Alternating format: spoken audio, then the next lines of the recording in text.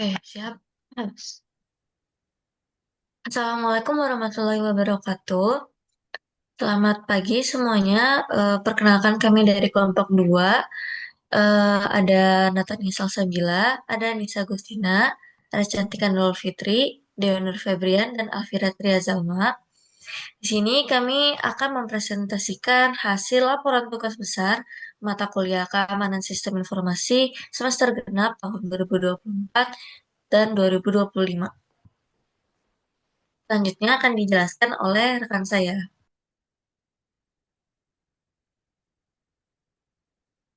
Oke, di sini saya akan menjelaskan 48.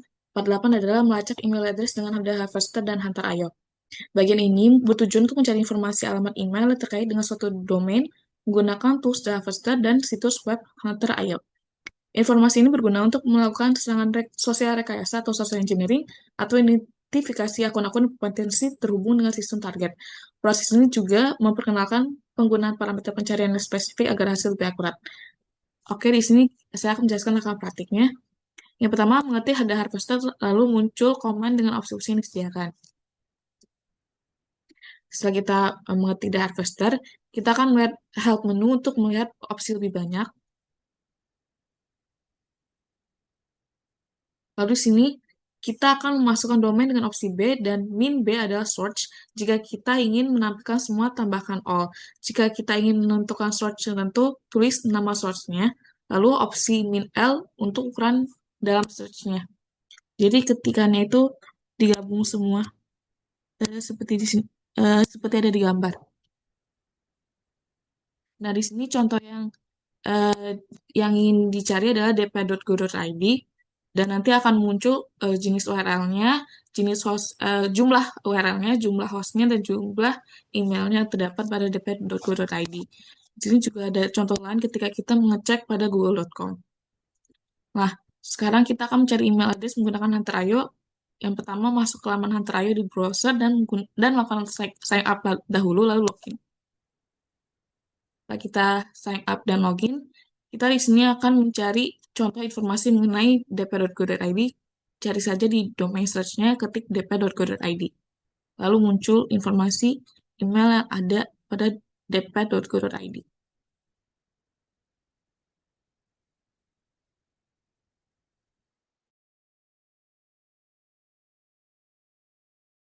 Selanjutnya akan dilanjutkan oleh teman saya.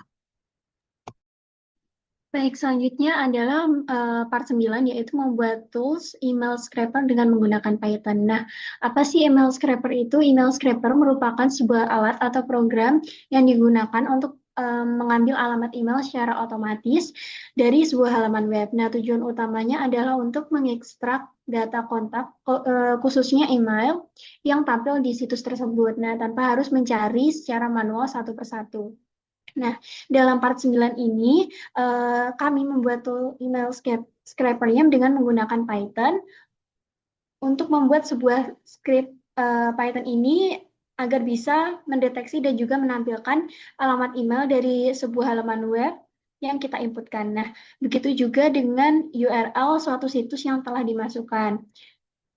Nah, program ini nantinya langsung bekerja dengan tiga cara, yaitu yang pertama adalah mengambil isi konten dari sebuah website. Nah, program ini menggunakan pustaka seperti request untuk mengunduh isi HTML dari URL yang diberikan. Nah, nantinya eh, browsernya akan membuka halaman tetapi dilakukan secara otomatis oleh si programnya. Selanjutnya adalah mengubah HTML menjadi teks biasa. Nah, HTML-nya ini diperoleh kemudian diproses menggunakan pustaka seperti Beautiful Shop untuk menghapus teks HTML dan menyisakan teks murninya saja. Selanjutnya adalah proses yang ketiga, yaitu mendeteksi alamat email dengan regex. Di tahap ini digunakan reject atau regular expression, yaitu metode pencocokan pola untuk mengenali format umum alamat email seperti nama@domain.com. Nah, untuk praktiknya akan dijelaskan oleh teman saya.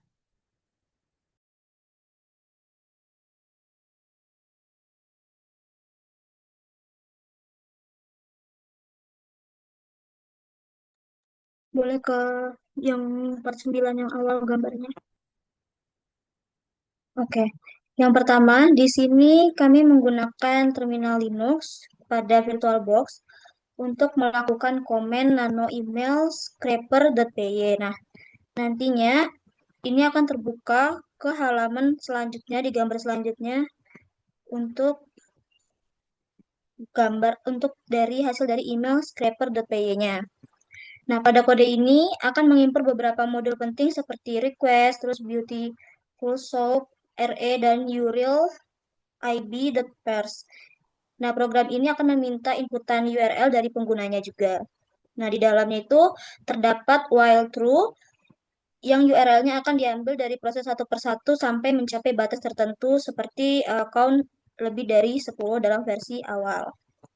Nah, pada gambar yang ketiga, kita melakukan proses scraping halaman. Nah, di sini kita memasukkan email yang dicari menggunakan regex seperti yang ada di gambar, lalu melakukan HTML konten dari URL dianalisis menggunakan Beautiful Shop-nya. Nah, semua linknya itu akan diproses melalui Ahref dengan link internal yang dikonversi jadi URL lengkapnya. Selanjutnya pada gambar yang keempat, itu kita melanjutkan penggunaan program dengan Ctrl C dengan masuk ke expect keyboard interrupt-nya dengan mencetak closing sebagai penutupnya. Dan ini adalah bagian terakhir dari logika email scraper yang telah kita buat sebelumnya. Selanjutnya pada gambar kelima, kita selesai membuat scraper email scraper.py-nya dengan menggunakan perintah Python email scraper.py untuk menjalankannya. Nah, kita juga diminta untuk memasukkan inputan seperti URL websitenya, dan di sini dihasilkan untuk 0 email yang ditemukan. Nah, dikarenakan target dari halaman tersebut memungkinkan tidak mengandung email dalam format yang dikenalinya. Nah, dalam hal ini kami mempelajari bahwa melalui implementasi email scraper ini dapat mendapatkan pemahaman mengenai web scraping yang sebenarnya tidak terlalu sulit ataupun mudah dipahami oleh kita semua melalui struktur HTML dasar dan mengetahui metode untuk mengekstrak datanya. Nah, selanjutnya pada part 9 ini kita mengetahui bahwa dengan Python dan pustaka standar seperti request, beautiful shop, dan RE kita sudah dapat membuat alat otomatis pengambil data yang cukup efektif tanpa perlu menggunakan tool tambahan atau platform scraping yang berbayar. Sekian dari part 9, mungkin part 10 akan dilanjutkan oleh teman saya. Terima kasih. Oke, selanjutnya saya akan menjelaskan bagian 10. Pada bagian itu, kita melakukan proses pelacakan username di berbagai platform media sosial menggunakan tools open source bernama Sherlock. Nah, tools ini banyak digunakan dalam aktivitas. Oke, tools ini banyak digunakan dalam aktivitas hacking. Nah, tujuan dari praktik ini adalah untuk mengetahui apakah sebuah username itu digunakan di berbagai situs atau media sosial tanpa harus melakukan pengecekan secara manual satu persatu. Oke, mungkin langkah pertamanya yang pertama itu adalah kita mencari repositori si Sherlock-nya di GitHub. Nah, nanti kita akan melakukan cloning di CMD kita dengan cara git clone terus habis itu link GitHub-nya. Nah, terus nanti setelah di clone itu nanti kita buka open terminal. Kita selanjutnya melihat isi folder-foldernya dan kita tidak menemukan file requirement.txt-nya. Nah, jadi kalau misalnya kita nggak ada, nanti hasilnya akan seperti ini. Tampilan kalau misalnya yang ada. Nah, nanti kalau misalnya kalau nggak ada nanti bakal error. Nah, nanti kalau misalnya udah ada, itu akan selanjutnya dijelaskan oleh Ika. Oke, selanjutnya ini adalah tampilan kalau kita udah berhasil menginstal requirement.txt-nya. Jadi nggak ada muncul notifikasi error yang berwarna merah.